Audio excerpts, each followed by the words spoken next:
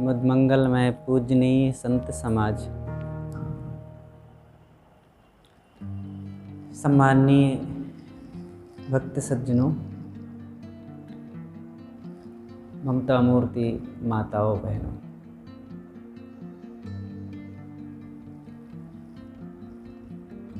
कर विचार विकार परिहरि, तरण तारण सोए। कहाँ ही कबीर भगवंत भजुनर, द्वितीया और न कोय।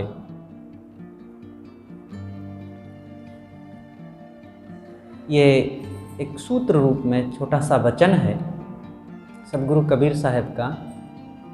साहब कहते हैं विचार करो और फिर दोषों का त्याग करो। जिसने ऐसा कर लिया वही तरण हो गया, भवसागर पार हो गया, और वही दूसरों को भी पार कर सकता है, पार कराने वाला हो गया, और फिर वही भगवत स्वरूप हो गया, भगवान हो गया।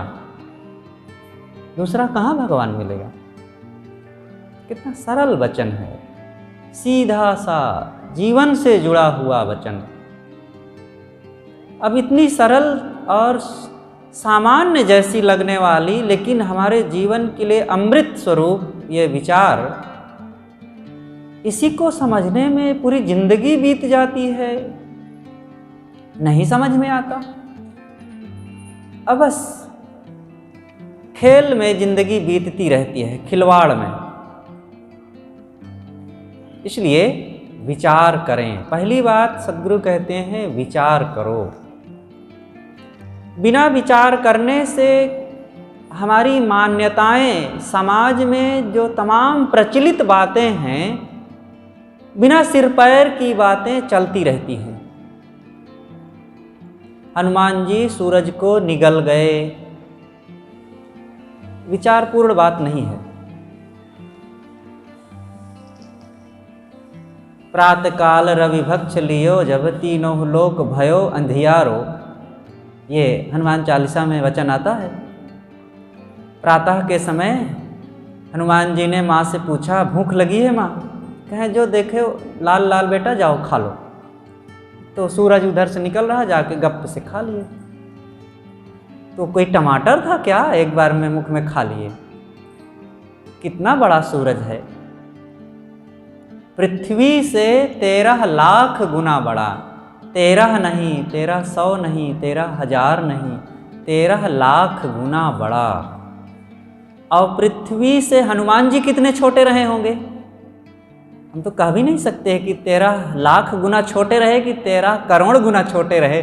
यह भी कहना बेकार है ना। हनुमान जी पृथ्वी से कितने छोटे रहे होंगे? पृथ्वी तो बहुत विशाल है, और उस पृथ्वी से 13 लाख गुना बड़ा सूर्य, और इस पृथ्वी पर रहने वाला एक व्यक्ति सूर्य को खा लेगा। इसीलिए यह विचारपूर्ण बात नहीं है। और ये बात खूब शिक्षित से अशिक्षित सब मानते हैं।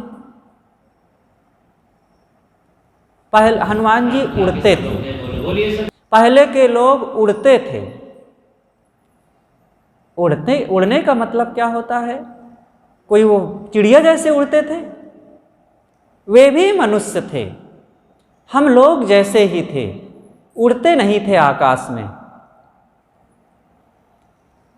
और पूंछ थी हनुमान जी की, सुग्रीव जी की और अंगद जी की, इन सब की पूंछ थी। बानर थे। ये बानर जो चूं चूं करते रहते हैं, पेड़ों पर चढ़ते हैं, ऐसे बानर थोड़े थे। मनुष्य थे, हम लोगों सरीखे ही मनुष्य थे। बानर गोत्री थे। लोग उनके स्वभावों को और उनके मंतव्य को ना समझने के कारण उनसे जुड़ी हुई जो बानर गोत्र उनका था, उन्हीं को बानर ही बना दिया गया। जैसे आपके दरवाजे पर कोई एक बढ़िया गाय बंधी हो, आपको बहुत पसंद हो, दूध भी उसका खाने को मिलता हो, रंग भी उसका अच्छा है, सीधी साधी भी है, आपका मन उस पर आ गया, तो आपने अपने दीवार पर गाय का चित्र बना दिया। अपनी ध्वजा में, झंडे में भी गाय का चित्र बना दिया, अच्छा लगा, बना दिया। और अपनी पहचान भी गाय से जोड़ लिए। अब धीरे से आपके परंपरा के लोग, आपके बाल बच्चे कहें कि हमारे पिताजी गाय थे, गाय जैसे 4 पैर वाले थे, तो क्या 4 पैर वाले हम हो जाएंगे? ऐसे ही ये गणचिन्ह थे। बानर गोत्री, रीछ, भालू, और उपनिषदों में तो आता है मांडूक के उपनिषद। मांडूक माने मेढक। तो मेढक से और ऋषियों से कोई मतलब ही नहीं था, लेकिन जंगलों का निवास होता था, तो चारों तरफ खेत होते थे, जंगल होते थे, मेढक खूब आते जाते थे, टर टर बोलते थे, तो वो अपने उपनिषद का नाम ही मांडूक्य उपनिषद रख दिया। अब ये नाम हो जाने से कोई सोचे कि नहीं, अब मेढक के बारे में कोई विशेष उसमें बात होगी, अथवा ऋषि लोग भी मेढक जैसे रहे होंगे, ये बात व्यर्थ हो जाएगी ना। श्वेताश्वतर उपनिषद एक है। श्वेताश्वतर का मतलब होता है सफ़ेद गधा। कोई बात नहीं, नाम दे दिया गया, लेकिन इससे ऋषियों के जीवन में कोई गधे का व्यक्तित्व या उनका स्वभाव ऐसा कुछ नहीं था। तो इन बातों को खूब समझना चाहिए। पहले कहा जाता है, किसी पुराण में लिखा है, राजा सगर की पत्नी सुमति को 60,000 बच्चे एक साथ हो गए। जब व्यास गद्दी पर वक्ता सुनाता है तो जनता खूब झूम झूम करके सुनती है और कहती है वृंदावन बिहारी लाल की जय। एकदम किसी का ऐसा साहस नहीं होता है कि वे कह सकें कि ये बात गलत है। आज हम कहें कि इलाहाबाद में स्वरूप रानी हॉस्पिटल में एक महिला को 15 बच्चे हुए एक साथ, आप कहेंगे गप्पी कहीं का, ऐसा कहीं होता है? लेकिन जब पुराण में लिखी हुई बात को वाचक, कथावाचक सुनाता है कि राजा सगर की पत्नी सुमति को 60,000 हो गए, तो किसी की हिम्मत नहीं होती है, क्योंकि लिखा है। जो लिखा है सो सच नहीं, सब कुछ सच नहीं, जो चमके सब सोना नहीं। इसीलिए विचार करने की जरूरत है। जो विचारक संत होते हैं, बिना किसी बात की गहराई में पहुँचे, वे जो कुछ बातें आ रही है सब मान नहीं लेते। इसलिए सबको विचार करना चाहिए। राजा प्रियव्रत के पहिए से, रथ के पहिए से 7 समुद्र खुद गए। समुद्र के लिए कहा जाता है कि जितना जमीन में थलीय स्थल है, उससे 7 गुना ज़्यादा जलीय स्थल है समुद्र। और इतना बड़ा समुद्र राजा प्रियव्रत के रथ के पहिए से, उसके चिन्ह से बन गए। बैठे, अभी बैठे। कोई बंदगी करने अभी ना आवे, बाद में फिर हो जाएगी। तो रथ के पहिए से इतना बड़ा समुद्र बन जाएगा। वो रथ को किस बढ़ई ने बनाया रहा होगा? इतना बड़ा रथ जिसके पहिए की लीक से इतने बड़े समुद्र खुद गए, किस जंगल की लकड़ी से, किस बढ़ई ने बनाया होगा? व्यर्थ की बातें हैं, इन बातों में कोई दम नहीं है। एक महात्मा जी थे, उन्होंने, एक पेड़ था उनके आश्रम के सामने, अभी वो महात्मा जी हैं, जेल में हैं, तो उन्होंने, बड़े सिद्ध थे वे, उनके आश्रम के गेट के सामने ही एक नीम का पेड़ था। तो उन्होंने कहा कि हट यहाँ से, तो पेड़ सर से सरक करके चला गया उधर। इतने बड़े सिद्ध थे, पेड़ को सरका सकते हैं और अपने पास में रखी हुई एक चद्दर को अपने पास नहीं बुला सकते। क्या तमाशा! ये बाबा लोग भी जहाँ न पहुँचे रवि वहाँ पहुँचे कवि, और जहाँ न पहुँचे गाड़ी वहाँ पहुँचे मारवाड़ी। ये पता नहीं क्या क्या सोच लेते हैं, क्या क्या कह देते हैं। इसलिए विचार करने की ज़रूरत है। किसी भी बात को बिना समझे मान नहीं लेना चाहिए। महात्मा जी को गंगा पार जाना था, खूब गंगा बाढ़ी हुई थी, अब कैसे जाएं? कोई नाव भी नहीं था। तो देर तक प्रतीक्षा किए, गंगा का पानी घटा नहीं, तो उनको गुस्सा आ गया, तो जोर से पैर पटके और कहे हट गंगिया कहीं की। तो गंगा का पानी एकदम रुक गया, इधर भी खड़ा हो गया, इधर भी, बीच में रास्ता बन गया। और महात्मा जी जब निकल गए तब फिर गंगा बहने लग गई। आपको सुनने में बड़ा अच्छा लगता होगा, लेकिन पूरा का पूरा झूठ है। किसी के कहने से गंगा का पानी नहीं रुकेगा, चाहे जितने बड़े सिद्ध बाबा हों। और बाबा भी अगर पड़ जाएंगे तो धारा में बह जाएंगे, तैरना नहीं जानते होंगे तो। इसलिए इन बात, एक सच्ची घटना, एक दिल्ली के योगी रहें, तो उनका अमेरिका जाने का मन था। तो उन्होंने सोचा कि वीज़ा लूं, वीज़ा मिल नहीं रहा था। तो अपने एक चेले से कहे कि यार कुछ प्रयास करो, कुछ लिखो ऐसा। तो वे लिखे, पुस्तक में लिखे कि मैं गंगा में स्नान कर रहा था प्रयागराज में। अब स्नान करते करते मेरा पैर फिसल गया और मैं चला गया अंदर और डूबने लग गया। और गुरुजी उस समय दिल्ली में थे, लेकिन मैंने गुरुजी की याद किया और झट से गुरुजी आ गए और मेरा हाथ पकड़ करके बाहर ले आए और फिर मुझे डांटे कि ऐसी लापरवाही मत करना, तुम्हारी असावधानी के कारण मुझे दिल्ली से आना पड़ा। और फिर छाप दिया गया। जब छपी पुस्तक का थोड़ा सा प्रचार हुआ और एम्बेसी में लेकर के गए और उन्होंने दे दिया वीज़ा। इतने बड़े सिद्ध बाबा हैं, इनको नहीं देंगे वीज़ा तो पता नहीं हमारी एम्बेसी को पलट दें। आपको लगेगा कि बिल्कुल सच है, लेकिन बिल्कुल फ्रॉडिया बात है, ऐसा हो ही नहीं सकता है। और वो बेचारे डूब रहे थे यहाँ इलाहाबाद में, और वो दिल्ली से आ गए गुरु महाराज जी उनको बचाने के लिए। अब अपना एम्बेसी से वीज़ा नहीं बनवा पा रहे थे लोगों के द्वारा, और दिल्ली से आने के लिए आ गए थे। तो ये कुछ का कुछ लिखने वालों की कमी नहीं है। हम लोग, ये सन 2000 की बात है, गुरुदेव जी के साथ झूसी आए थे, कई संत रहे, 7-8 लोग हम लोग थे। तो गुरुदेव जी ने बीजक में, सदगुरु कबीर ने कहा है, मानिकपुर कबीर बसेरी मद्दत सुनी सेखते की केरी, ऊजे सुनी जौनपुर थाना, झूसी सुनी पीरन को नामा, 21 पीर लिखे तई ठामा, खत्मा पढ़े पैगंबर नामा, सुनी बोल मोहि रहा न जाई, देख मुकरबा रहा भुलाई। इस प्रकार से ये एक लंबा पद है, तो उसी में झूसी शब्द आया है। गुरुदेव जी ने उसकी टीका और व्याख्या भी किया था। तो गुरु जी ने कहा कि मैंने टीका व्याख्या किया, लेकिन आज तक झूसी नहीं गया, चलो झूसी घूम आते हैं। तो गए, हम भी थे। जब गए तो वहाँ देखे कि 23 पीरों की मजार बनी हुई है। तो एक वहाँ पर मौलवी साहब थे और गुरु जी ने उनसे पूछा कि ये 23 पीर हैं यहाँ पर।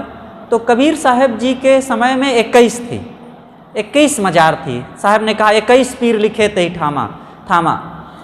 तो बाद में 2 और बन गई, एक सेक्तकी की और एक शायद उनके गुरु की। तब तक कबीर साहब के समय में सेक्तकी जीवित थे। तो जब वे शरीर छोड़े तो उनकी भी मजार यहाँ पर बनाई गई, अथवा और भी कोई पुराने फ़कीर रहे होंगे तो उनकी बनी। तो 23 थी।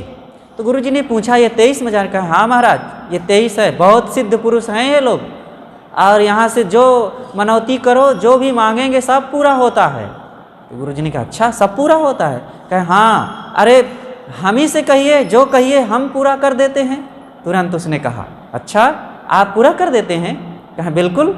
अरे आजकल के लोग तो मानते नहीं हैं, किसी ये सब बातें पढ़ लिख लिए हैं थोड़ा सा तो पता नहीं क्या क्या सोच लेते हैं, और ये इतने सिद्ध थे कि सब कुछ कर देते थे।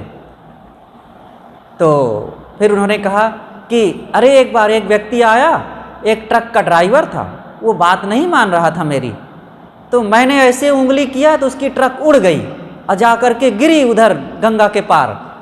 तो गुरुजी ने कहा कि ऐसा हो सकता है? कहा बिल्कुल हो सकता है। तो गुरुजी ने कहा कि तो करके कुछ दिखाइए चमत्कार, कहीं हाथ मिलाइए। गुरुजी हाथ मिलाए तो कहते हैं फिर कभी समय से, अभी नहीं। वो सोचे थे कि मैं तो मुस्लिम हूँ, ये हिंदू हैं, साधु हैं, हाथ हो तो मिलाएंगे नहीं और मेरी विजय हो जाएगी। लेकिन गुरुजी तो ये सब मानने वाले नहीं थे, तुरंत हाथ मिलाए तो कहते हैं फिर कभी। ये ऐसे ही चलती है झूठाइयाँ लोगों के दिल दिमाग में। इसलिए कोई भी चीज़ को जो असंभव है, जो कारण कार्य व्यवस्था के विपरीत है, जो प्रकृति में घटना नहीं घट सकती है, उन बातों को मानने से किसका फायदा होगा? उन लोगों का कि हम लोगों का? किसी का नहीं फायदा होगा, सबका नुकसान है। जो झूठी बातें हैं, जो गलत बातें हैं, कारण कार्य व्यवस्था के विपरीत बातें हैं, उन बातों को नहीं मानना चाहिए। महात्मा जी के आश्रम में कमी हो गई, कुछ खाने पीने की, भंडारा चल रहा था। तो आकर के एक भंडारी ने कहा कि महाराज तेल घट गया है। तो महात्मा जी डांटे, तेल नहीं, घी की पूड़ी बननी थी, तेल से बनाना ठीक नहीं होता है ना। तो घी घट गया है। तो महात्मा जी डांटे, तुम लोग इतने लापरवाह हो गए हो, पहले से ध्यान नहीं देते हो। अभी रात का समय है, इतनी जनता आ गई है, मार्केट बंद हो गया है, अब घी कहाँ से मंगावें? फिर अंततः समाधान तो करना था। कहा अच्छा ठीक है, जाओ टीना लेकर के जाओ और गंगा से भर के ले आओ। कहें महाराज वहाँ तो पानी है, उससे पूरी कही। कहें बेकार की बात मत करो, जो मेरी आज्ञा है वो मानो। तो सब लोग गए, भाई महाराज जी कह रहे हैं, अब चुपचाप मानो, उनकी कृपा से कुछ भी हो सकता है। और लोग गए, 10-15 लोग सब टीना ले करके और गंगा से भर ले आए पानी और लाए, खूब पूड़ी छाने, सब छकाछक खाए और सारा गंगा का पानी वो घी हो गया। ये हो सकता है ऐसा? नहीं हो सकता ना। लेकिन पूरी छनी का मतलब पहले से टीना डुबाया गया था घी का, और इधर से खाली टीना लेके गए और उसको डुबा के उसको लेके चले आए और घी की पूड़ी छन गई और खूब खाए, सब हो गया। महात्मा जी सिद्ध भी बन गए और लोग खाए भी, और उनका चल रहा है आज तक प्रमाण। लेकिन पूरा का पूरा फर्जी बात है, झूठी बात है। महात्मा जी कुछ उपदेश सुना रहे थे और लोग आए और कहते क्या बेकार की बात कर रहे हैं महाराज जी, ऐसा नहीं हो सकता है। कहे तुम कहते हो नहीं हो सकता है, तो ये पड़वा बंधा था। कहे ए पाड़े वेद मंत्र उच्चारण कर। अब जो पड़वा था अब वो फर ऋग्वेद के मंत्रों को, फिर सामवेद के मंत्रों को बोलने लग गया। सब दंग रह गए, अरे जिनके कहने से एक जानवर भी, पशु भी वेद मंत्र उच्चारण कर सकता है, वो महाराज जी के वचन कैसे झूठे हो सकते हैं? कबीर साहब जी के नाम से भी चमत्कार कम नहीं है। कबीर साहब जी चौकी पर बैठे थे, गोरखनाथ जी उधर से आए, एक शेर पर बैठ करके आए, शेर की सवारी करके। तो साहब जी को लगा सदगुरु कबीर को कि गोरखनाथ जी को बड़ा अहम है शेर पर बैठने का। तो उन्होंने अपनी चौकी से ही कहा, चौकी टूटी थी, 3 पैर थे, एक तरफ ईंटा लगा हुआ था। तो चौकी से ही कहे चल चौकी गोरखनाथ जी की अगवानी कर, और 3 पैर से ही खटपट चौकी चल पड़ी गोरखनाथ जी की ओर। तो गोरखनाथ जी को लगा अरे जिनके कहने से चौकी चल पड़े उनसे मैं क्या बात कर सकता हूँ। तो हार गए गोरखनाथ जी। तो एक 40 हाथ का त्रिशूल लेकर के आए थे। तो सोचे कि फिर से एक बार संवाद हो जाए दूसरे ढंग से। तो त्रिशूल को जमीन में गाड़ दिए गोरखनाथ जी और उसकी नोक पर जा कर के ऊपर बैठ गए। तो कबीर साहब से कहते हैं आइए कबीर साहब यहाँ कुछ शास्त्रार्थ हो जाए, संवाद हो जाए। तो साहब को लगा कि अभी इनको त्रिशूल की ऊंचाई पर बैठने का गर्व है। तो अपनी जहाँ पर बैठे थे चौकी में आसनी बिछाए थे, आसनी में से एक सूत खींचे, अथवा उनके पास वो गोला, सूत का गोला रहता ही था, कपड़ा बुनते ही थे। तो एक सूत का गोला को फेंके ऊपर और जा करके 80 हाथ ऊंचा खड़ा हो गया, नीचे से ऊपर तक 80 हाथ। और ऊपर जाके कबीर साहब बैठ गए और कहते हैं आइए गोरखनाथ जी यहाँ पर सत्संग हो जाए। अब फिर गोरखनाथ जी हार गए। आप सबको लगता होगा हाँ कबीर साहब तो बड़े सिद्ध पुरुष थे, सचमुच सिद्ध पुरुष थे, लेकिन ये सिद्धि नहीं है कि कोई सूत पर बैठ ले और किसी के कहने से चौकी चल पड़े और कोई शेर पर बैठ लिया है तो सिद्ध हो गया है। आज भी शास्त्रों में खूब लिखा हुआ है कि सिद्ध पुरुष अभी भी हिमालय की पहाड़ियों पर हैं। दत्तात्रेय जी, गोरखनाथ जी, हनुमान जी, शिव जी, वे आज भी हिमालय में हैं। कितने लोग जाकर के मिले हैं? बस जुबानी चलता है। इसलिए इन बातों में कोई सच्चाई नहीं। आए हैं सो जाएंगे राजा रंक फकीर। कोई यहाँ सदा अमर होकर के शरीर से नहीं रह सकता है। जो उगे सो आथवे, फूले सो कुम्भिलाए, जो चूने सो ढही परे, जन्मे सो मर जाए। जिसका जन्म होता है उसकी मृत्यु होती है। इसलिए थोड़े दिन की जिंदगी है, इसमें हमें सच्चाई को समझना चाहिए, सत्य को समझना चाहिए, और अंतिम सत्य आपका अपना स्वरूप है। संसार को उतना जाने जितने से हमारे जीवन निर्वाह में, गुजर बसर में अड़चन न आवे, बस इतना पर्याप्त है। अब तमाम कण कण को, चांद सितारों की आकार, साइज, ऊंचाई को जाने, फिर वहाँ कहाँ पानी है, कहाँ क्या है, ये सब वैज्ञानिक जिनकी खोज करना हो करें, लेकिन जो शांति चाहे, जिंदगी का पूर्ण सदुपयोग करना चाहे, तो बस उतना जानो बाहर जितने से आपका व्यवहार कहीं रुके ना, सत्य को समझ सकें, और अंततः अपने अंदर एक बहुत बड़ी घटना घट रही है, वहाँ प्रयोग कीजिए। अपने अंतःकरण में जा कर के एकांत में बैठिए और देखिए कहाँ कहाँ कब इच्छाएं उठ रही, काम, क्रोध, लोभ, मोह उठ करके हमें विचलित कर देते हैं, कब कब हम उत्तेजित हो जाते हैं, कब कब हम कहाँ कहाँ झूठ बोल जाते हैं, छल कपट कर जाते हैं, ईर्षा द्वेष मन में उठ पड़ते हैं, और राग आकर, आसक्ति आकर के हमें कमज़ोर बना देती है, द्वेष आकर के हमें विचलित कर देता है। ये एक बहुत बड़ी प्रयोगशाला है हमारी हृदय, हमारा दिल। और दिल को हम परखे नहीं, जाने नहीं, अपने अंदर की सुधि नहीं, और चांद सितारों, ग्रह नक्षत्रों के बारे में खूब भटक रहे हैं। एक पंडित जी थे, तो वे कथा सुनाया करते थे और जा कर के गाँव में खूब उपदेश सुनाते थे। तो उनकी देवी जी, बारिश का समय आ गया था, देखो आषाढ़ लग गया है, अब बारिश होने लगा, तो पंडित जी से कही कि देखो ऊपर छप्पर खपड़ा फूट गया है, जाकर के थोड़ा ठीक कर लो। तो वो कह रहे ठीक हो जाएगा समय से, और बारिश हो फिर सारा पानी अंदर आ जाए। कई दिन ऐसे बीत गए, सामान भीग जाता, रहने में दिक्कत होती, तो अब कथा बाहर सुनाने के लिए जाते रहते थे समय समय से। एक दिन गांव में ही कथा हो रही थी, तो उनकी देवी जी ने सोचा कि चलूँ आज मैं भी सुनाता हूँ, दूर दूर हमारे पंडित जी सुनाने जाते हैं, आज गांव में है, हम भी चलें सुनावें। तो जब बैठे व्यास गद्दी पर सुनाने लग गए, तो उसी में खूब सुनाए कि जल बांधो, जलैया बांधो, और छप्पर बांधो, और क्या क्या बांधो, बड़ा लंबा मंत्र सुनाए, और फिर उनके जय बुलाए और तमाम देवताओं की जय बुलाए। उनकी पत्नी पीछे से आई और एक मुक्का पीठ में मारी जोर से, और कहती है कि छप्पर बांधो, चांद सितारों को बांधो, ग्रह नक्षत्रों को बांधो, और धरती आसमान बांधो, और अपने घर का एक छोटा सा छपरा नहीं बांध पा रहे हो, यहाँ पता नहीं क्या क्या बांध रहे हो। तो केवल कहने से कुछ नहीं होता है, कर्म करना चाहिए।